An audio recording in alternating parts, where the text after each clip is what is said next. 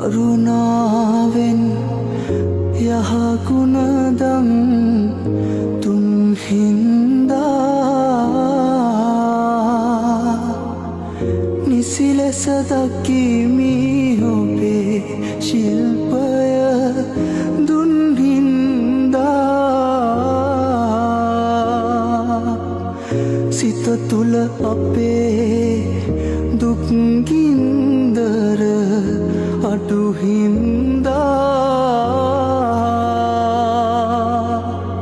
අවසර මගේ ගුරුවර ඔබේ පාවෙන්දා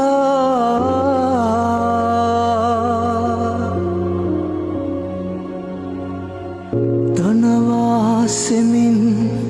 සුරතල් වුණු මා ඔබේ දැත දණ්ඩිය කරටියේ වැදුමට තැලුව කත